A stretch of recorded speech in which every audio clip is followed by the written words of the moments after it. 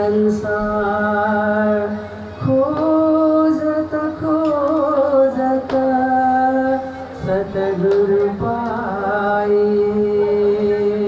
सतगुरु संग करता सतगुरु संग करता। प्रणाम। महामती प्राणनाथजीको जीवनी युगकै सन्देश हो। उहाँले भारतलाई निमित्त बनाएर समस्त विश्वकै सामाजिक धार्मिक साथै राजनीतिक विषयलाई हेर्नुभयो। विश्व विभिन्न प्रकारको समस्याबाट पीडित छ भन्ने तारतम्य ज्ञानको प्रकाशले सही ढङ्गले समस्याको समाधान गर्दै धर्मको सङ्कीर्णतालाई हटाउँदै उदार मानवतावादी धर्मको स्थापना गर्नुभयो भने अत्यन्तै महत्त्वपूर्ण विषयहरू माताजीको मुखारविन्दबाट श्रवण गर्दै आइरहेका छौँ। आजको प्रसङ्गलाई पनि अगाडि बढाइदिन हुनको निम्ति श्री प्राणनाथ आश्रम देवघाटकी संस्थापिका परम वन्दनीय विदुषी श्री तारा माताजीलाई महामती मञ्चमा आसन ग्रहण गर्नको निम्ति अनुरोध गर्दछु। प्रणाम। यस मन्दिरका संरक्षक हामी सबैका अभिभावक सन्त श्री कोमलदासी महाराजलाई पनि यथास्थानमै आसन ग्रहण गर्नको निम्ति अनुरोध गर्दछु। सङ्गीतमा हामीलाई आजसम्म आनन्द दिलाउँदै आइरहनु हुने श्री देवघाट आश्रमकी संरक्षिका श्री जमुना माताजीलाई पनि यथास्थानमै आसन ग्रहण गर्नको निम्ति अनुरोध गर्दछु र तबलामा साथ दिने भाइ सुजन तिमिल सिन्हाजीलाई पनि यथास्थानमै आसन ग्रहण गर्नको निम्ति अनुरोध गर्दछु। श्री कृष्ण प्रणामी बाजुराज केन्द्रीय अध्यक्ष श्री शारदा शर्मा लगायत उपस्थित पदाधिकारीज्यूहरूलाई यथास्थानमै आसन ग्रहण गर्नको निम्ति अनुरोध गर्दछु र उपवाचक हाम्रै प्यारी सखी उषालामी छानेजीको आगमन भइसकेको छ। उहाँलाई पनि महामती मञ्चमा आसन ग्रहण गर्नको निम्ति अनुरोध गर्दछु र आज हामी माझ श्री कृष्ण प्रणामी सेवा समितिका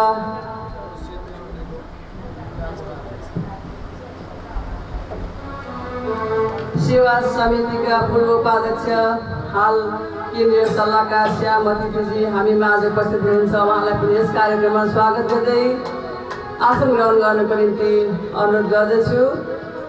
त्यसरी नै श्री कृष्ण प्रणामी सेवा समिति भक्तपुर जिल्ला कोषाध्यक्ष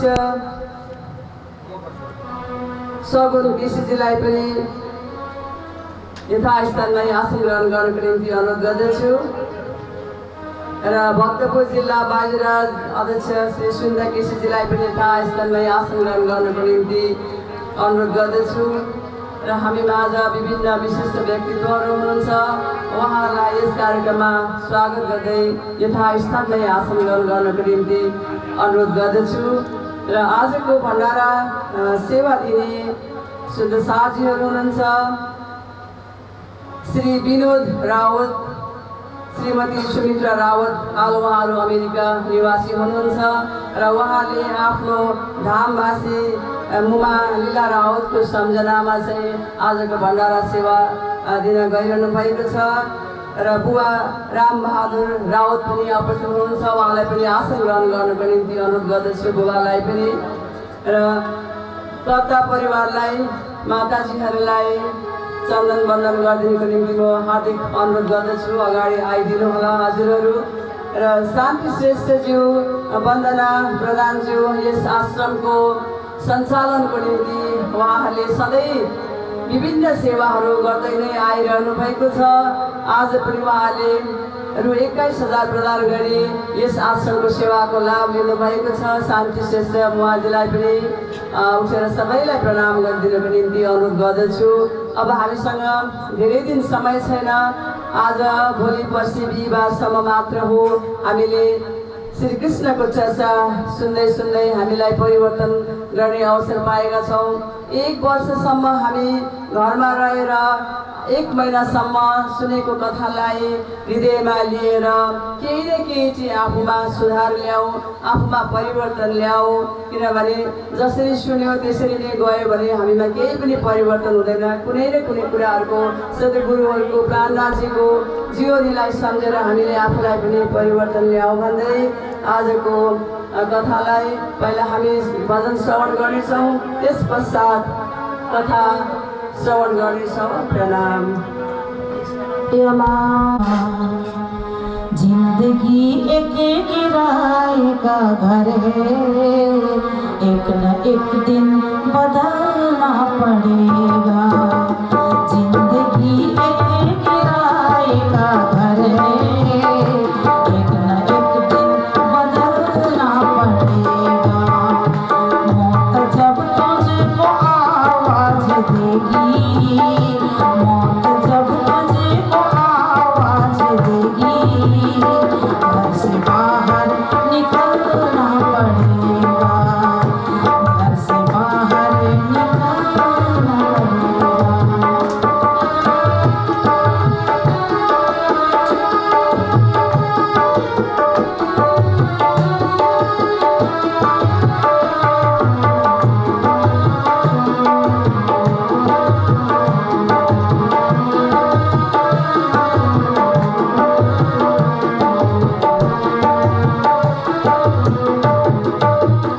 रूठ जाएगी जब तुझसे खुशियाँ, गम के खांचे में ढलना पड़ेगा।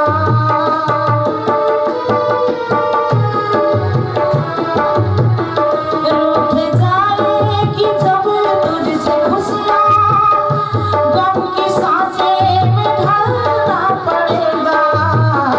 वक्त ऐसा भी आएगा नादान, वक्त ऐसा भी आएगा नादान, तुझको कांटों पे चलना पड़ेगा, तुझको कांटों पे चलना पड़ेगा। जिंदगी एक किराए का घर है, एक न एक दिन बदलना पड़ेगा।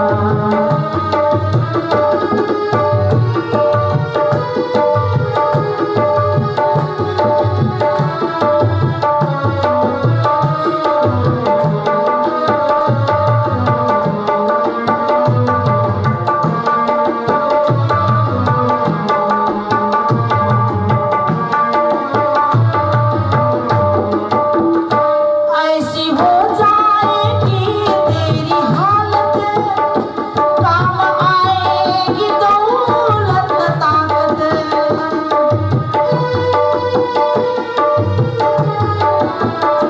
ऐसी हो जाएगी तेरी हालत, काम आएगी दौलत ताकत। छोड़कर अपनी ऊंची हवेली, छोड़कर अपनी ऊंची हवेली, तुझको बाहर निकलना पड़ेगा। जिंदगी एक किराए का घर है, एक न एक दिन बदलना पड़ेगा।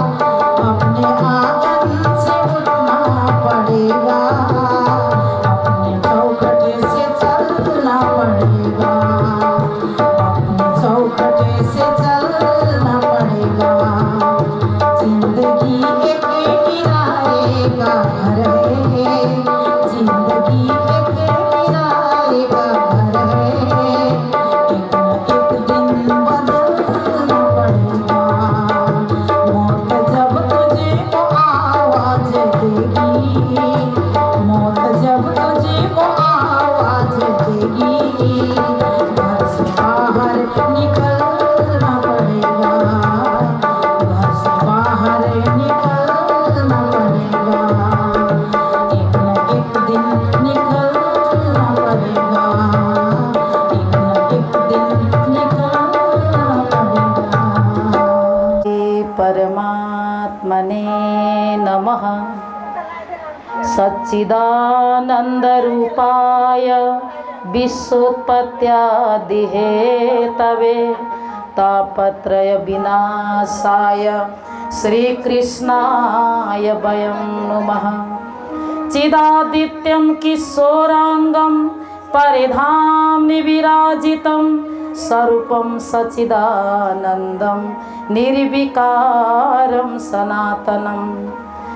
मधुर मधुर गीतं मंगलम मंगलानां सकल निगम बल्ली सत्फलं चित् स्वरूपं सकृदपि परिगीतं श्रद्धया हेलया वा भृगुवर्णरमात्रं तारयेत् कृष्णनामम्। आनन्दकन्दं धनिदेवचन्द्रं ब्रजे स्वरूपेण पुरापि जातं प्रविश्य प्राप्तं प्रियप्राणनाथं परेशपूर्णं सततं नमामि। सदा महामतिदायिने सन्मुख बाईजिराज नाम लेत छत्रसाल का सिद्ध होवे सबका, सिद्ध होवे सबका। साक्षात युगल स्वरूप श्री राजश्यामा जी को चारों चरण में दंडवत प्रणाम गर्दै महामती लालदास प्रणीत श्रीमद वितक साहेबलाई प्रणाम गर्दै लालदास जी महाराजलाई सम्झिँदै श्रीमद वितक चर्चाको यो महिनौं दिन व्यापी श्रीमद वितक चर्चा अब हामी पूर्णावतीको समय 2 दिन मात्र बाँकी छ। अब वितक आज र भोलि अनि पर्सि त हाम्रो पूर्णावती, भोलि एक दिनमा हामीले अष्टपहरको सेवालाई पनि पूरा गर्नु छ। आज वितक चर्चामै हामी प्रवेश गरिरहेका छौँ र हाम्रो बीचमा हाम्रो उपवाचकको रूपमा रहनुहुने बाईजीराज केन्द्रीय समितिके उपाध्यक्ष श्री उषा लामिछानेज्यू, साथै यस मन्दिरका संरक्षक आदरणीय गुरुजी श्री कमलदास जी महाराज, श्री प्राणनाथ सेवा आश्रम देवघाटकै संरक्षक माताजी जमुना माताजी, साथै तबलामा साथ दिने भाइ सुजन तिमसिनाज्यू र महिनाव्यापी श्रीमद वितक चर्चामा यहाँ सम्पूर्ण सेवाको भारलाई लिएर अगाडि बढ्नुहुने सेवा बाईजीराज सेवा समितिकै केन्द्रीय अध्यक्ष श्रीमती शारदा शर्मा पुडासैनीज्यू, कोषाध्यक्षको रूपमा रहेर अहोरात्र खटिरहने आदरणीय दिदी श्री मधु प्रधानज्यू, आदरणीय दिदी समितिकै उपाध्यक्ष सुनिता भट्टराईज्यू र समितिमा बाईजीराज समितिमा रहेर सेवा गर्दै आउनुहुने सम्पूर्ण दिदीबहिनीहरू र जिल्लाकै अध्यक्ष आदरणीय रेवा सिलवाल अनि इकाइको अध्यक्ष आदरणीय अलका बस्नेतज्यू र हाम्रो आदरणीय ललिता दिदी बाईजीराजको अध्यक्ष हुनुहुन्थ्यो, उहाँ पनि यस ललितपुर जिल्लाको निवर्तमान अध्यक्ष हुनुहुन्छ। साथै हाम्रो बीचमा आज हाम्रो श्री प्राणनाथ सेवा आश्रमको प्रमुख सल्लाहकारको रूपमा रहनुहुने र देवघाटको स्थापना कालदेखि नै सेवामा सरिक रहेर चाहिँ अगाडि बढ्नुहुने श्री कृष्ण प्रणामी सेवा समितिको प्रमुख सल्लाहकार पनि हुनुहुन्छ र पूर्व उपाध्यक्ष पनि हुनुहुन्छ आदरणीय श्री श्यामजी अतिथि, उहाँ आउनुभएको छ, उहाँलाई धेरै धेरै प्रणाम छ र यहाँ अगाडि आएर आसन ग्रहण गर्न पनि म अनुरोध गर्दछु। यहाँ आएर र हाम्रो भक्तपुर जिल्लाको सचिव भाइको नाम के अरे सचिव भाइ आउनुभएको छ, मैले नाम बहिनी आउनुभएको छ र भाइ पनि हुन्छ नि, भाइ पनि आउनुभएको छ, भक्तपुर जिल्लाबाटै आउनुभएको उहाँ। कटुन्जे हाम्रो कटुन्जे मन्दिरको हाम्रो अध्यक्ष हुनुहुन्छ सुनिता केसी बहिनी हुनुहुन्छ, सुनिता केसी होइन सुनिता केसी बहिनी र सम्पूर्ण समितिका पदाधिकारीज्यूहरूलाई म प्रणाम गर्दछु। र हाम्रो बीचमा हाम्रा अतिथिहरू पनि आइरहनु भएको छ, हाम्रा विशेष देशका रक्षक हाम्रो बीचमा यहाँ पाल्नु भएको छ। उहाँहरूको पनि सम्बोधन केही छिन पछाडि हुँदैछ र परमात्माको असीम कृपाले हामी 1 महिनासम्म यो वितक चर्चामा उपस्थित भएर परमात्माका दिव्य लीलाहरू श्रवण गरिरहेका छौँ। श्री प्राणनाथजीको धर्ममा जसले विश्वास ल्याउँछ त्यस्ता माथि छत्रसाल राजा जो पन्ना धाम जसले स्थापना गर्यो, वहाँ छत्रसाल राजा श्री प्राणनाथजीके प्रमुख शिष्य हुनुहुन्थ्यो। श्री प्राणनाथजीका प्रमुख शिष्य छत्रसाल महाराज, राजा छत्रसाल के भन्नुहुन्छ भन्दा आफ्नो मुखबाट मुक्त कण्ठले श्री प्राणनाथ के दिन में जो कोई ल्यावे ईमान, छत्रसाल तिन ऊपर तन मन धन कुर्बान।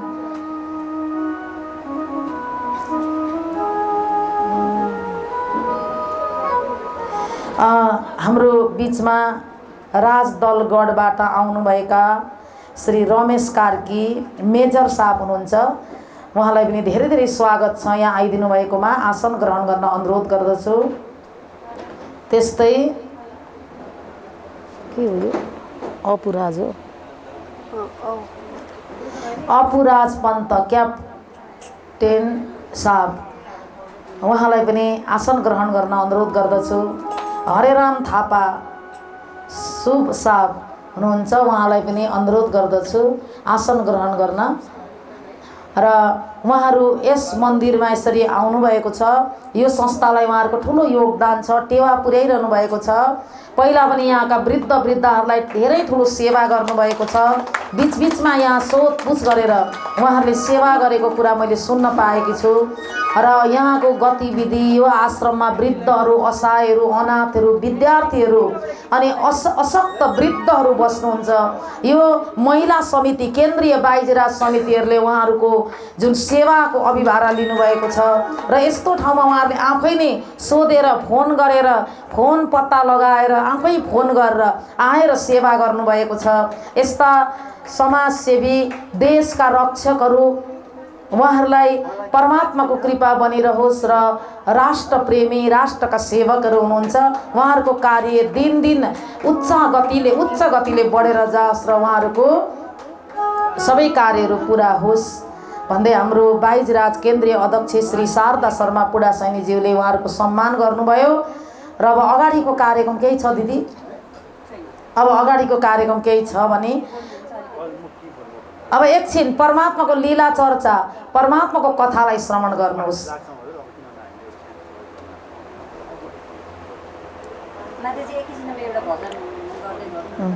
एउटा भजन हामी एउटा परमात्माको दिव्य भजन श्रवण गरौँ। परमात्माको दिव्य लीला चर्चामा हामी यसरी निरन्तर लागिरहेका छौँ। तन मन धन अर्पण कियो सब तुम पे ब्रजराज, मन भावे सोई करो हात तुम्हारे लाज। छत्रसालजी महाराजको यो उहाँको मुखारविन्दबाट उहाँले प्रार्थना गर्नुभएको तन मन धन सबै परमात्माको चरणमा म अर्पण गर्दछु। अनि हजुरको चरणमा जब सबै कुरा अर्पण गरेपछि हजुरले जे इच्छा हुन्छ त्यही फल म प्राप्त गर्न चाहन्छु। हजुरले फल दिनुहोस् या नदिनुहोस्। यसरी उहाँका जुन चौपाईहरू छत्रसालजी महाराजले कति सुन्दर सुन्दर चौपाईहरूलाई रचना गर्नुभएको छ। उहाँ आँसु कवि पनि हुनुहुन्थ्यो। छत्रसालजी महाराज एउटा आँसु कवि हुनुहुन्थ्यो। उहाँले पन्ना धामलाई स्थापना गर्नुभयो। प्राणनाथजीको धर्ममा जसले विश्वास गर्छ, परमात्मा श्री कृष्णको भक्तिमा जसले विश्वास गर्छ, त्यो उपर म आफ्नो जीवनको कुर्बानी गर्दछु। भजन गाउँ।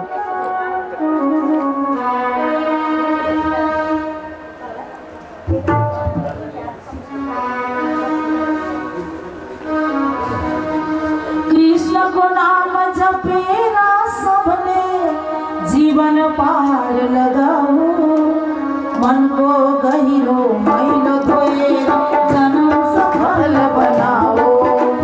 कृष्णको नाम जपेरा सबले जीवन पार लगाओ, मनको गहिरो मैलो धोएर जीवन सफल गराओ। जय जय कृष्ण कृष्ण राधे कृष्ण कृष्ण, जय जय कृष्ण कृष्ण राधे कृष्ण।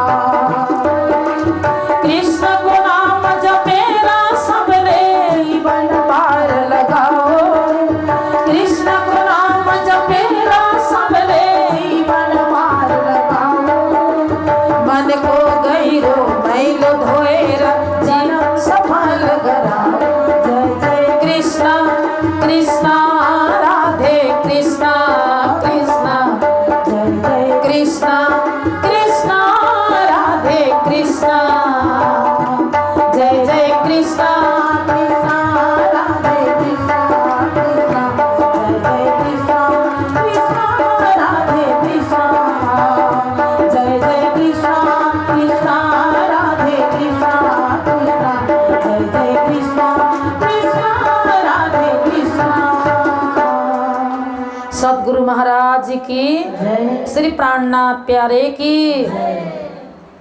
अति सुंदर परमात्मा को दिव्य कथा श्रवण गरिरहेका छौं। पन्ना धामको स्थापना यसरी भयो। जम्मा 6 महिना लाग्यो। श्री प्राणनाथ जी ले छत्रसालजी महाराजलाई अति नै प्रमुख शिष्यको रूपमा लिनुभयो र छत्रसालजी महाराजले पनि श्री प्राणनाथजीलाई साक्षात परमात्मा अक्षरातीतको जुन स्वरूप मानेर सेवा गर्नुभयो र सुन्दर साथजीहरूलाई पनि तन मन धनले सेवा गर्नुभयो।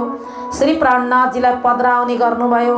छत्रसालजी महाराजले हामीले हिजो अस्ति नै सुनेर आयौं।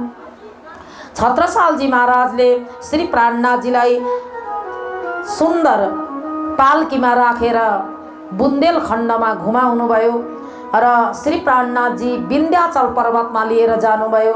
विन्ध्याचल पर्वतमा पहिले झण्डा गाडेको कुरा हामीले हिजो अस्ति नै सुन्यौं, जहाँ स्वयं शिवजीले पनि आएर विन्ध्याचल पर्वतमा प्रणाम गर्नुभएको थियो।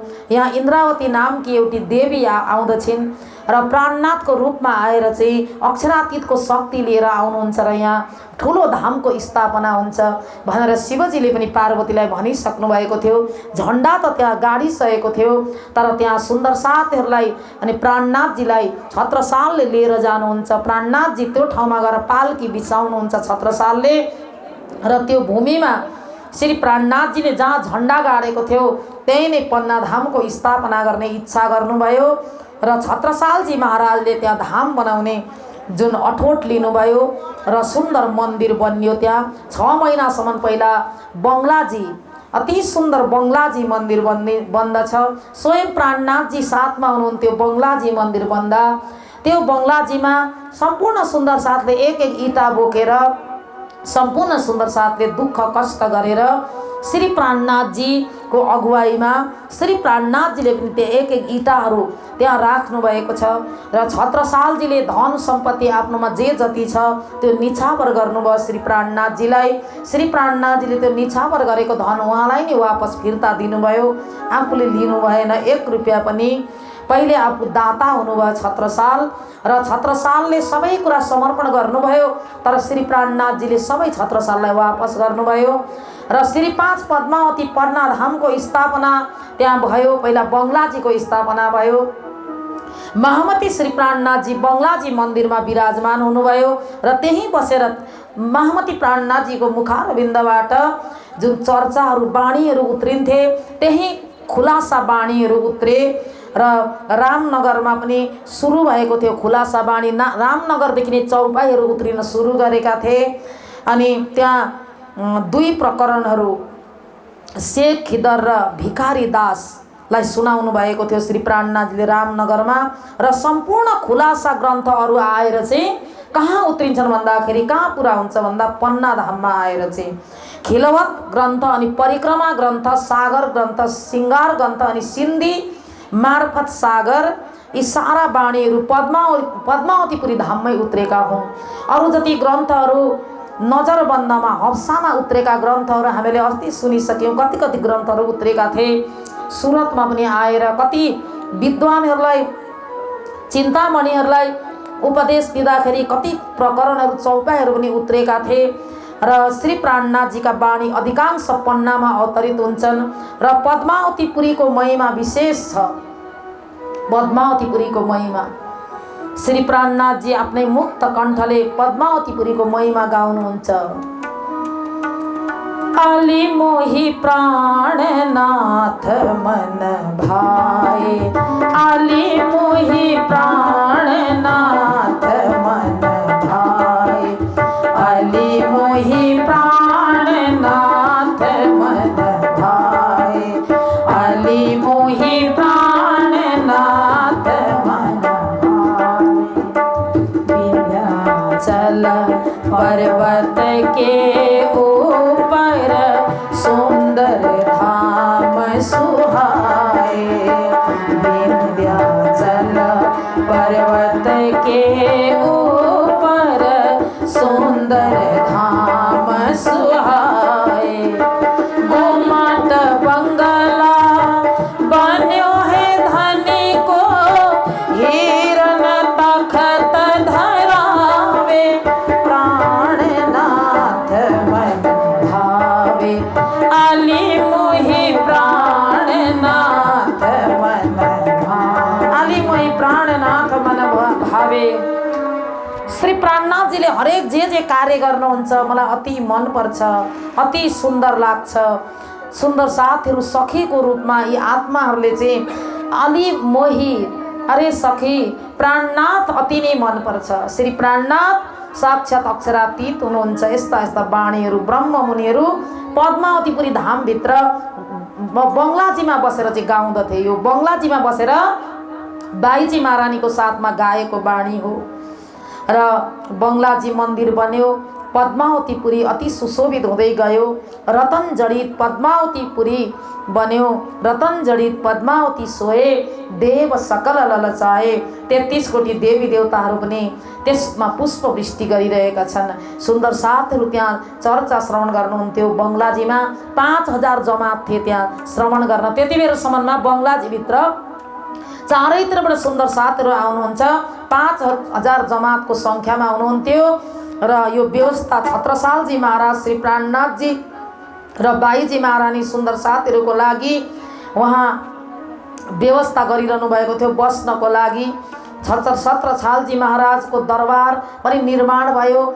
आजकल त्यो नजिकैको दरबारलाई महेन्द्र दरबार भनिन्छ, महेन्द्र भवन भनिन्छ। कृष्ण कन्हैया लाल की महेन्द्र भवन त्यसलाई भनिन्छ। र आफ्नै त्यो राज्यमा छत्रसालजी महाराजले सुन्दर सुन्दर कुटीहरू बनाउनु भयो। आफ्ना भाइ भतिजाहरूलाई पनि त्यही नजदिकै आफ्ना रानीहरूलाई पनि राख्नको लागि र सुन्दर साथीहरूको लागि पनि साना साना कुटीहरू बनाउनु भयो। र यस्तो प्रकारले छत्रसाल राजाले ठुलो सेवा गर्नुभयो। र जसरी अष्टवक्रलाई जनक राजाले गुरु मान्नुभयो। अष्टवक्र भनेको 8 ठाउँ भाँचिएका त्यस्ता जनक राजाको दरबारमा धेरै धेरै विद्वानहरू थिए। जनक राजाले एउटा प्रश्न गरिरहनु भएको थियो, सपना हो कि विपना चाहिँ सपना हो। उहाँले सपना यस्तो खालको एउटा सपना देख्नुभयो र त्यो सपनाको उत्तर खोजिरहनु भएको थियो। अनि त्यो साँचो हो कि सपना साँचो हो कि विपना साँचो भनेर भन्दा कुनैले पनि जवाब दिन सकेका थिएनन्। 8 ठाउँ बाङ्गो भएका अष्टवक्र यसरी बाङ्गो हुँदै टेढो टेढो चालले चाहिँ जनकको दरबारमा प्रवेश गर्नुभयो। सबैजना हाँसे अष्टवक्रलाई देखेर। अनि अष्टवक्रले यो कस्तो सभा हो, यो त विद्वानको सभा भनेर म आएको थिएँ, यो त चमारको सभा रहेछ भनेर अष्टवक्रले भन्नुभयो। अनि त्यति बेला हामीलाई चमार भन्नेवाला भनेर ती सबै रिसाउन थाले। हामी कसरी चमार भयौँ भन्दा तिमीहरूले मेरो टेढो मेढो शरीरलाई देखेर बाहिरको छालाको मोलमोलाई गर्यौ, तर मेरो आत्मालाई तिमीहरूले देखेनौ भनेर चाहिँ अष्टवक्रले के भन्नुभयो भन्दा यसरी जवाब दिनुभयो। अनि भरे अष्टवक्रले कसैले दिन नसकेको जुन सपनाको जवाब दिनुभएको थियो जनक राजालाई, जुन जनक राजा केवल विदेही, जसलाई भनिन्छ विदेही भनिन्छ। विदेही भनेको देह नभएको, देह रहँदा रहँदै पनि देह नभएका, जसलाई जनक राजालाई केवल विदेही भनिन्छ। वेदान्तको पराकाष्ठमा पुगेका जनक राजा, जनक राजाको सम्पत्ति धेरै हुँदा पनि उहाँले त्यो सम्पत्तिको मोह गर्नु भएन, सबै धर्मको नाममा लगाइदिनु भयो। एक दिन जनक राजाको दरबारमा सुखदेवजी महाराजलाई पठाउनु भयो वेदव्यासले। हे सुखदेव, तिमीले भागवत पढिसक्यौ, तर जनकबाट ज्ञान लिनुपर्छ, तिमीले वेदान्त पढ्न जाऊ भनेर वेदान्त पढ्नको लागि सुखदेव गए। त्यस्ता राजाले के पढाउँछन् वेदान्त? जो भोग विलासमा चुर्लुमै डुबेका राजालाई के वेदान्तको ज्ञान हुन्छ भनेर अलिकति मनमा कस्तो शङ्का भयो। तर धेरै लामो कथा छ यो। सुखदेव महाराज कसरी जानुभयो, उहाँलाई कति परीक्षा गरियो, धेरै परीक्षामा पास हुनुभयो सुखदेव। अन्तिममा सुखदेव महाराजलाई पनि गाह्रो भयो। सबैबाट पास हुँदै हुँदै जब चर्चा सुन्नको लागि जनक राजालाई गुरु बनाएर आफू बस्नुभयो, चर्चा भइरहेको थियो। चर्चा हुँदा हुँदै एकजना मन्त्री, एकजना पहरेदार आउनुभयो। आएर हे महाराज, जनक महाराज, हजुरको दरबारको अलि परपर वरिपरि आगो दुश्मनहरूले आगो लगाइदिए। चर्चामा मस्त हुनुहुन्थ्यो, उहाँले वास्ता गर्नु भएन, लाग्न देऊ भन्नुभयो। अनि फेरि के भन्नुभयो, एकछिनमा अर्को चाहिँ पहरेदार आएर, अर्को सेवक आएर अलिक नजिक आउँदैछ आगो, दरबारलाई भेट्न आँट्यो महाराज भन्दा लाग्न देऊ भन्नुभयो। अर्को सेवक आएर मूल ढोकामा आगो आइसक्यो भन्दा त्यति बेर लाग्न देऊ। त्यति बेर सुखदेव महाराजले एउटा कम्मल अनि एउटा कमण्डलु मूल ढोकामै छोड्नु भएको थियो। मेरो कम्मल र कमण्डलु त्यही छ भनेर जुरुक्क उठ्नुभयो। त्यति बेर जनक राजा आगो लाग्दा पनि, दरबारमा आगो लाग्दा पनि वास्ता छैन जनक राजालाई, तर एउटा कमल जल्छ कि भनेर सुखदेव उठ्दा त्यति बेर सुखदेवको परीक्षा गर्नुभएको थियो जनक राजाले। न आगो लागेको थियो, न कमल डढेको थियो, न त्यो दरबार डढेको थियो। सुखदेवको मनको शङ्का पुरा भयो अनि जनक राजालाई गुरु बनाउनु भयो। कृष्ण कन्हैया लाल की केवल विदेही भनिन्छ जनक राजालाई। त्यस्ता दरबारमा त्यत्रो सम्पत्ति भएर पनि मोह थिएन, सबै धर्मको नाममा उहाँले समर्पण गर्नुभएको थियो। ती जनक राजाको उदाहरण दिनुहुन्छ यहाँ लालदासजी महाराज र राजा जनकको तरह श्री प्राणनाथजीले जुन छत्रसाल महाराजलाई पनि तिमी पनि विदेही भएर बस्नुपर्छ उदाहरण दिनुभयो। श्री कृष्णले अर्जुनलाई युद्धको मैदानमा गीता सुनाउनु भयो। युद्धको मैदानमा म युद्ध गर्दिनँ भन्दा गीता सुनाएर ज्ञान दिनुभयो। अनि ज्ञान दिएर अन्तिममा लड्नको लागि तलवार दिनुभयो। त्यति बेर अनेक शस्त्र अस्त्र दिनुभयो। पहिला ज्ञान दिनुभयो अनि शस्त्र अस्त्र दिनुभयो। यस्तै प्रकारले आज साक्षात् श्री प्राणनाथजी छत्रसालका जुन साक्षात् गुरु मात्र होइन परमात्माकै रूपमा बस्नुभएको छ महाराज छत्रसाल, जसले महामती प्राणनाथजीको चरण आफ्नो बुन्देलखण्डको राज्यमा यसरी राख्नु भएको छ र बुन्देलखण्ड पनि सबै समर्पण गर्नुभयो श्री प्राणनाथजीलाई। र छत्रसालजी महाराजले आफ्नो धन सम्पत्ति पनि समर्पण गर्नुभयो। र यहाँ 6 महिनासम्म यसरी यो भवन बनाउन लाग्यो, व्यतीत भयो। 6 महिना यसरी नै व्यतीत भयो।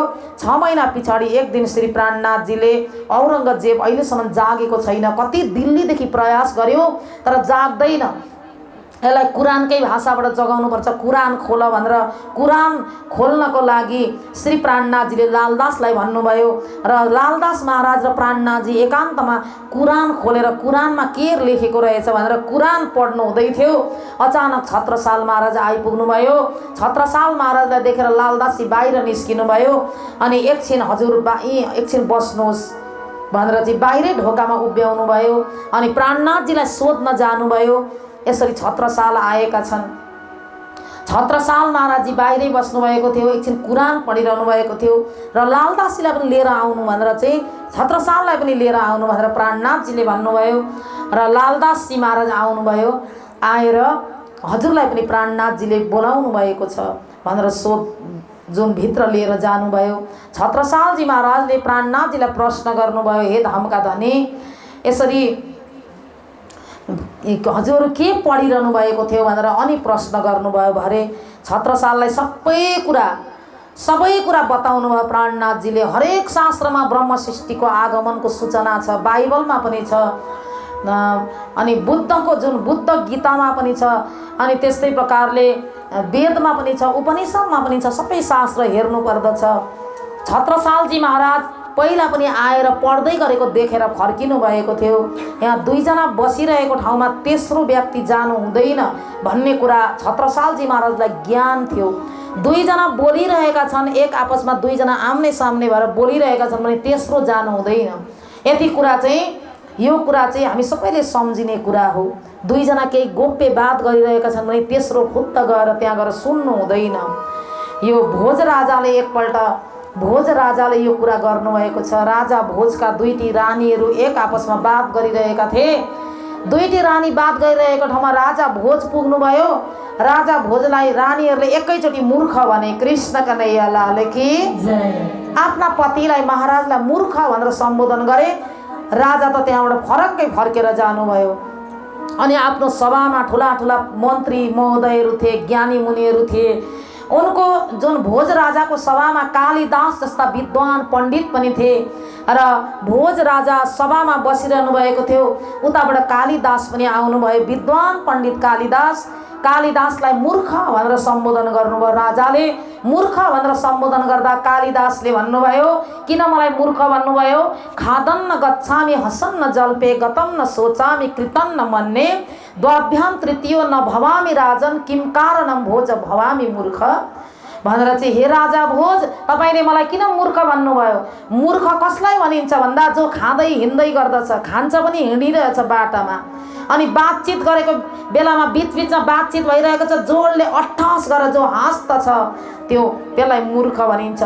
त्यस्तै प्रकारले अनावश्यक शोक गरिरहन्छ सानो कुरामा, त्यो बितेर गएको कुरामा त्यो कुरालाई बार बार निकालेर शोक गरिरहन्छ, एकदम शोक गरिरहन्छ। सानो सानो कुरामा एकदम अल्झिरहन्छ, त्यो पनि मूर्ख हो। बितेको कुरामा शोक गर्नु पनि मूर्ख हो। अनि दुईजना व्यक्तिहरू बोलिरहेको ठाउँमा बिचमा गएर जो पुग्दछ भने, तेस्रो व्यक्ति पुग्दछ भने त्यो पनि मूर्ख हो। र मैले चाहिँ के कुरामा चाहिँ मैले यस्तो मूर्खाइ गरेँ? त्यति बेला भोज राजाले सम्झे दुईजना व्यक्ति बोलेको ठाउँमा अर्को तेस्रो जानु हुँदो रहेछ, उनीहरूको बात नसकिन्जेल। कृष्ण कन्हैया लाल की त्यो मूर्ख हुन्छ। र भोज राजाले थाहा पाए म मूर्ख भएको कारण त यो रहेछ भनेर। र यस्तो प्रकारले छत्रसालजी महाराज अर्को दिन पनि जाँदा छत्रसालजी महाराजले के पढ्नु भएको भनेर सोध्नुभयो। म प्राणनाथजीलाई बताएर सोधेर आउँछु अनि हजुर भित्र जान सक्नुहुन्छ भनेर श्री प्राणनाथजीलाई सोध्नुभयो लालदासजी महाराजले। र श्री प्राणनाथजीले बोलाउनु भयो। जाए लाले पूछी हजुर में तब बुलाए हजुर महाराज कहे ये जो बात कुरान कि तुम जो सो छिपाई लो आज। हामी पहिल्यैदेखि यसरी कुरानमा के छ भन्ने कुरा बुझ्दै आइरहेका थियौँ। यति सिपारा हामीले पढिसक्यौँ, अरू बाँकी रहेका सिपाराहरू पढिरहेका थियौँ। तिमीलाई कुरानको विषयमा अब छत्रसालजी महाराजले त मुगल सेनाहरूसँग युद्ध गर्नुहुन्थ्यो हिन्दुत्वको रक्षा गर्नको लागि। आज वीर छत्रसालका पिता चम्पत राय अनि उनकी माता लाल कुमारी त मुगलहरूसँग यति युद्धमा लडेर भिडेर हिन्दूहरूलाई बचाउनुहुन्थ्यो। अन्तिममा मुगलका सेनाहरूले छत्रसालका मातापितालाई आक्रमण गर्दा छत्रसालका मातापिता एक आपसमा काटेर मर्नुभयो। चम्पत रायले भन्नुभयो, तिमी जस्ती पतिव्रता नारीले मलाई तलवारले घोपेर मलाई मारिदेऊ, तिम्रो हातबाट मर्न चाहन्छु, पापी मुगलको हातबाट मर्न चाहन्न म, अनि मलाई मारिदेऊ भनेर चम्पत रायकी पत्नी जुन सारन्दा रानी वीराङ्गना हुनुहुन्थ्यो, वीराङ्गनाले आफ्ना पतिलाई तलवारले घोपेर चाहिँ उहाँ मर्नुभयो। अनि त्यही तलवार निकालेर आफ्नो छातीमा पनि घोप्नुभयो, रगत सरीको तलवार, अनि उहाँको पनि मृत्यु भयो। कृष्ण कन्हैया लाल की। यस्तो प्रकारले हाम्रो बिचमा हाम्रा कति दानदाताहरू आउनुभएको छ। यदि जाने बेला भयो भने यसो मलाई सङ्केत गर्नु है। हाम्रो आदरणीय दाजु फोटो खिचिरहनु भएको छ र उहाँहरूले सहयोग गर्नुभएको छ। उहाँहरूले पहिला दीप टेलिभिजन मार्फत कथा श्रवण गरेर उहाँहरूले हाम्रो राष्ट्र वाणिज्य ब्याङ्कको खातामा सहयोग पठाउनु भएको थियो। दीप टेलिभिजन मार्फत उहाँहरू हुनुहुन्छ अति प्रेमी भक्त हुनुहुन्छ र कृष्ण हरि खड्का र माण्डवी खड्का, उहाँहरूले 11,000 त्यति बेला पठाउनु भएको थियो भने अहिले पनि भागवत र तारतमको यजमान 80 सालमा हुँदैछ। मेरो एउटा प्रतिज्ञा छ, मैले श्रीमद् भागवत 108 र अनि तारतम वाणी 108 त्यहाँनिर देवघाटमा त्यो प्रतिज्ञा पुरा गर्नको लागि म अहिलेदेखि यजमान बनाइरहेकी छु। 25 जना यजमान बनाइसकेँ मैले, 11,000 दिने 25 जना बनाइसकेँ। 216 जना यजमान बनाउनु छ। त्यसमा यहाँ नाम लेख्नु भएको छ उहाँहरूले कृष्ण हरि खड्का अनि माण्डवी खड्का। उहाँहरू आज उहाँहरूले जुन यजमान बन्नुभएको छ, पहिला पनि उहाँहरूले दीप टेलिभिजन मार्फत हाम्रो राष्ट्र वाणिज्य ब्याङ्कको एकाउन्टमा चाहिँ उहाँहरूले सहयोग पठाउनु भएको थियो र उहाँहरूलाई सम्मान गर्न चाहन्छु। हतार छैन भने एकछिन बस्नुहोस्, हतार छ भने हजुरहरू यहाँ सम्मान प्राप्त गरेर मात्रै जानुहोस्। र अरू पनि सेवाहरू, यो जुन यजमान बन्ने सेवाहरू कसैलाई इच्छा छ भने हजुरहरू एउटा घरमा एउटा पुराण लाउँदा 3 लाख 4 लाख 5 लाख खर्च हुन्छ सानो कार्यक्रम पारायण लगाउँदा भने 22,000 मा देवघाटमा प्राणनाथजीको जुन वाणी तारतम वाणीको पुरा पारायण अनि श्रीमद् भागवतको पुरा पारायण अनि कथा पनि दुईटै हुन्छ तपाईहरु यजमान भएर। त्यसले गर्दा एकदम सजिलोसँगले गर्न सक्नुहुन्छ तीर्थधाममा। र एकजनाले म त भन्छु हजुरहरूलाई 5-5 जना 10-10 जना बनाउनुहोस्, अरू पनि साथीहरूलाई यो प्रचार गरेर बनाउनुहोस्। गर्नुभन्दा गराउने ठुलो हो। त्यसले गर्दा यदि तपाईहरुको हतार छ भने म तपाईहरुलाई यहाँ अगाडि बोलाउँछु, हतार छैन भने एकछिन बस्नुहोस्। र यस्तो प्रकारले हामी अति दिव्य चर्चा श्रवण गरिरहेका छौं। र अब के भयो भन्दा यसरी उहाँले हिन्दूलाई बचाउनको लागि लाल कुमारी जुन सारन्दा र चम्पत राय आफू एक आपसमा काटेर मरे, मुसलमानको हातबाट मर्न चाहेनन्। हाम्रो कृष्ण प्रणामी धर्म यति गहिरो धर्म छ, यति महान धर्म छ। आज कृष्ण प्रणामी धर्म थिएन भने कतिका जनै काटेका हुन्थे, कतिका टुप्पी काटेका हुन्थे। आज प्राणनाथजीले आएर आज हिन्दूहरूलाई यसरी बचाउनु भएको थिएन। आज मुगल सेनाहरूसँग युद्ध गर्न छत्रसाललाई तलवार दिनुहुन्छ श्री प्राणनाथजीले। जलपुकार नामको तलवार दिनुहुन्छ। त्यो तलवारले कति मुगल सेनाहरूलाई मारिदिनुहुन्छ, छत्रसालले कतिजनाको वध गर्नुहुन्छ। यसै गर्दा हे छत्रसाल यहाँ पनि सबै शास्त्रहरू पढ्नुपर्छ। आज यो जुन कुरानमा यो अत्याचार नगर्नु भनेर लेखेको छ अनि यो कुरानमा चाहिँ यस्तो उल्टो काम गरिरहेका छन् यिनीहरूले। कुरान पढेर अनि गीतामा, भागवतमा, वेदमा, उपनिषदमा अनि कतै ग्रन्थमा, सबै बाइबल ग्रन्थमा ब्रह्म सृष्टिको आगमनको कुरा लेखेको छ। छत्रसाल हाम्रो तिम्रो घरको कुरा लेखेको छ भनेर चाहिँ बताउनु भयो। ए बात सुन राजा कि आप हुए खुशाल, जाहिर किया दिन को बक्सी किताब हाल। श्री प्राणनाथ प्यारे की छत्रसालजी महाराज प्रसन्न हुनुभयो। श्री प्राणनाथजीले भन्नुभयो कि जो मेरो मुखारविन्दबाट अब उत्रेको वाणी बडा क्यामतनामा, सबैभन्दा अन्तिम ग्रन्थको नाम हो बडा क्यामतनामा। त्यो बडा क्यामतनामा चित्रकूटमा उत्रेको हो। त्यहाँनेरि श्री प्राणनाथजीले छत्रसालको नाममा बक्सिस गर्नुभयो छत्रसाललाई। अन्तिममा छत्रसालको छाप लाएर चाहिँ बक्सिस गर्नुभयो। भिस्त दोजक जाएर भई नफा किसीको न देवे कोए, ले हृदय हादी के पाए छत्रसाल यूं कहे बजाए। छत्रसालको नाम छ त्यहाँ। महामती महाराजा छत्रसालको छाप क्यामतनामा ग्रन्थमा लेख्नुहुन्छ। र यस्तो प्रकारले श्री प्राणनाथजीले छत्रसाललाई उपदेश दिनुभयो। छत्रसालजीले स्वीकार गर्नुभयो र छत्रसालजी महाराज ले स्वीकार गर्दै गर्दै शास्त्रार्थ गराउनको लागि बल दिवानले फेरि बहुत ठुलो एउटा कार्य गर्नुभयो र ठुलो एउटा मुल्लालाई बोलाउनु भयो पन्नाधाममा। मुसलमानको ठुलो मुल्ला, तिमीहरूले अर्थ किन उल्टो लाउँछौ, यो कुरानमा भनेको अर्थ हामी सोध्छौ, तिमी अर्थ लगाऊ भनेर छत्रसाल, बल दिवान आदि श्री प्राणनाथजीको साथमा बस्नुभयो। आया काजी महेबेका नाम अब्दुल रसुल तिन सेती चर्चा भई कुरान की मगपुर। अब श्री प्राणनाथजी को अगाडि छत्रसालले कुरानमा के भनेको छ, कुरानको सही अर्थ लगाऊ भनेर चाहिँ ती ठुला एउटा अब्दुल रसुल नाम गरेका पण्डितलाई, मुल्लालाई बोलाउनु भयो र मुल्लालाई बोलाएर चाहिँ अब मलाई जवाब देऊ, हामीलाई जवाब देऊ, शास्त्रार्थ गर भनेर शास्त्रार्थको लागि तयारी हुनुभयो। बहुत अहङ्कार थियो त्यो मुल्लालाई, म जति ठुलो जान्ने कोही पनि छैन, मैले त तमाम तफ्सिरहरू कुरानको कण्ठस्थ गरेको छु, मैले सम्पूर्ण कुरा जुन म मुरिद हुँ, जो पढेर विद्वान, हामी हिन्दूमा विशारद भन्छौँ नि, वाणी विशारद, शास्त्रको प्रकाण्ड शास्त्री, उनीहरू मुरिद भन्छन्। जो कुरानमा जो अति जानकार हुन्छन् तिनीहरू मुरिद भन्छन्। मुरिद भएर गुरु बनिसकेको जुन मुल्ला थियो, छत्रसालजी महाराजले सोध्नुभयो दुनियाँको पैदाइश, दुनियाँको सृष्टि कसरी भयो अनि सृष्टि कति प्रकारको छ, कुरानबाट बताउनुहोस् भनेर चाहिँ भन्नुभयो।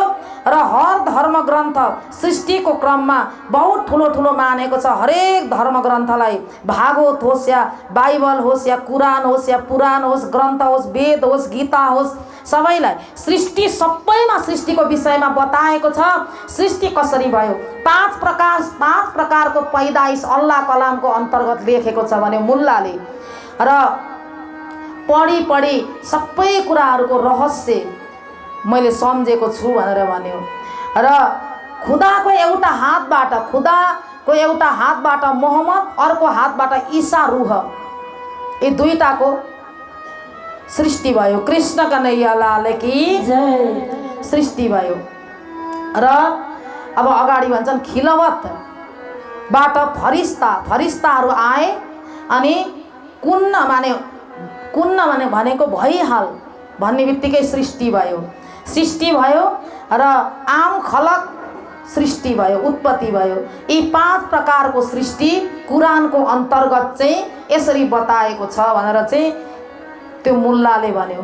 र त्यहाँ छत्रसालजी महाराजले कुरानको जुन सृष्टि भयो, सृष्टि हुँदाखेरि खुदाको हातबाट सृष्टि भयो, एउटा हातबाट मोहम्मदको सृष्टि भयो, अर्को हातबाट ईसाको सृष्टि भयो। ईसा रूह अल्लाह भनेको को भन्दा, ईसा रूह अल्लाह भनेका सद्गुरु महाराज हुनुहुन्छ। ईसा रूह अल्लाह सद्गुरु श्री देवचन्द्रजी महाराज।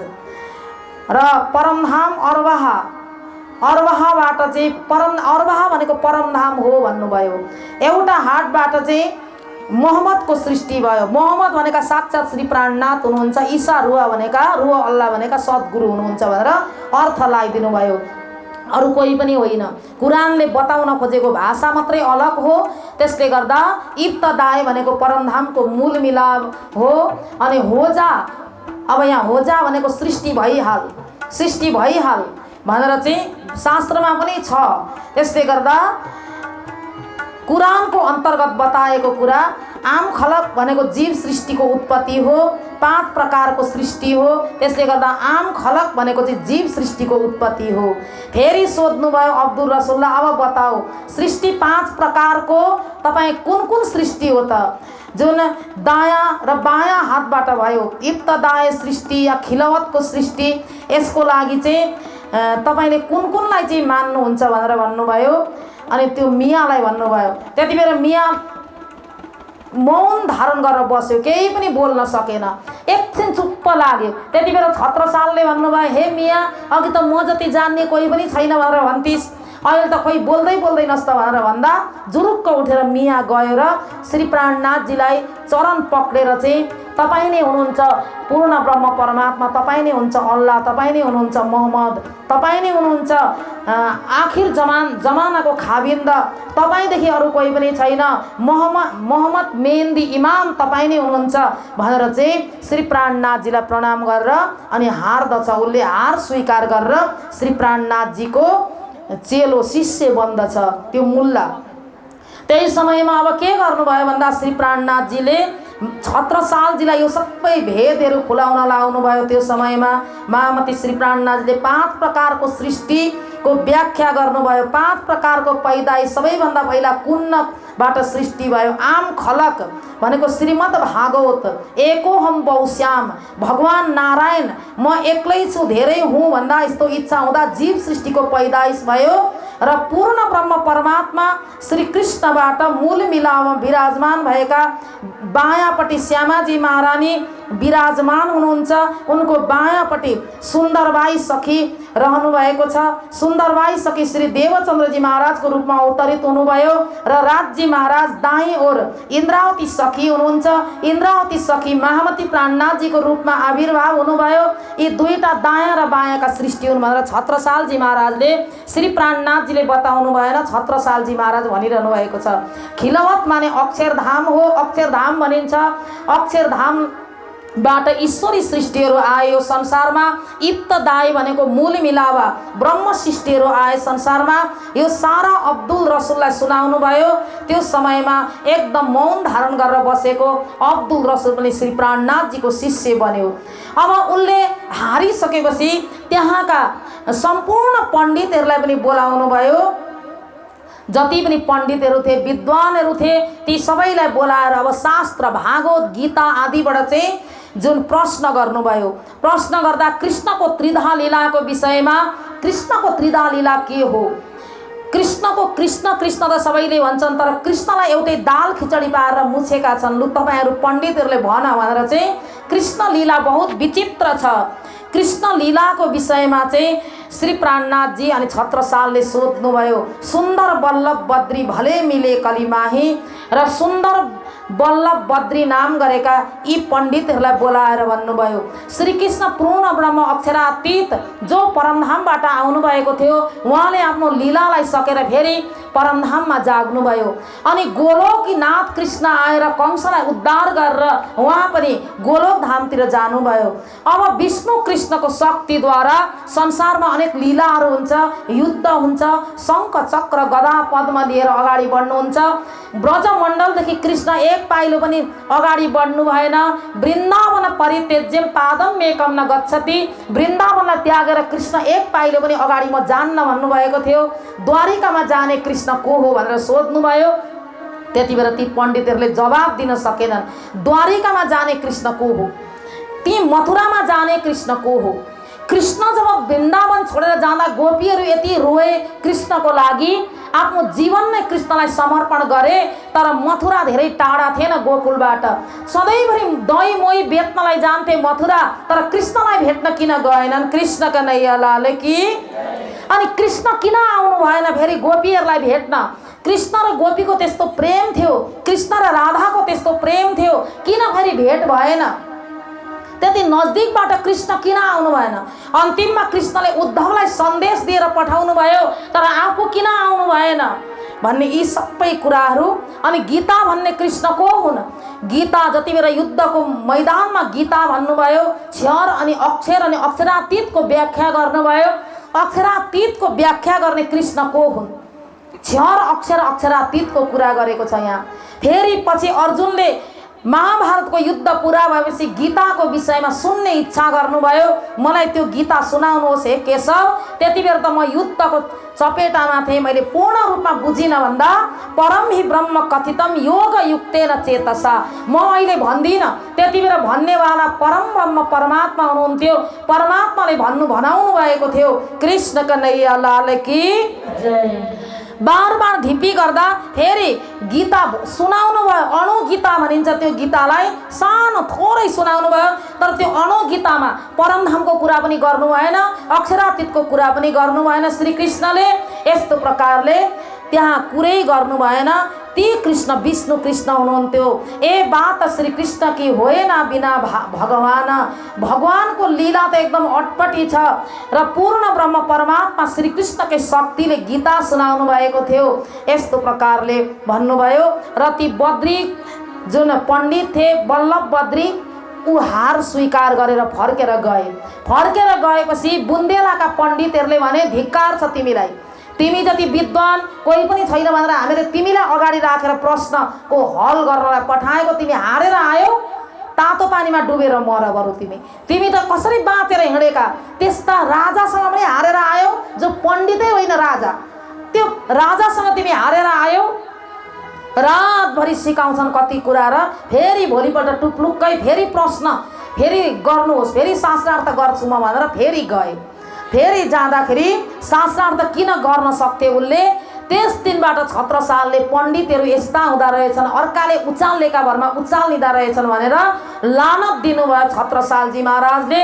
र यो बुन्देलामा यिनीहरूको पूजा कहिल्यै नगर्नु, बुन्देलखण्डमा यस्ता खालका यिनीहरू यी पण्डितहरू कि यी पण्डितहरू आफ्नो इज्जत पनि जोगाउन जान्दैनन्, आफू हारेर पनि अर्काले उचालेको भरमा उचालिन्छन्। यिनीहरूलाई त राम्रो म सम्मान गर्थेँ, प्राणनाथजीको शिष्य बने भनेर मैले विश्वास गरेको थिएँ, तर अर्काले उचालेको भरमा उचालेर आएछन्। सुन्दर बल्लभ बद्री भले मिले कलिमाई, 14 विद्या निपुण है पर एको जानत नाई। सुन्दर बल्लभ र बद्री नाम गरेका पण्डितलाई छत्रसालजी महाराजले यस्तो खालको चौपाई मुखबाट निस्क्यो कि सम्पूर्ण सबै विद्या जानेर पनि पूर्ण ब्रह्म परमात्मा श्री कृष्णको महिमालाई बुझेनन्, कृष्ण तत्त्व बुझेनन्, कृष्ण लीला बुझेनन्। षडङ्गादि वेदो मुखे शास्त्र विद्या, कवितादि गद्यम सुपद्यम करोति, यशोदा किशोरम मनोवैन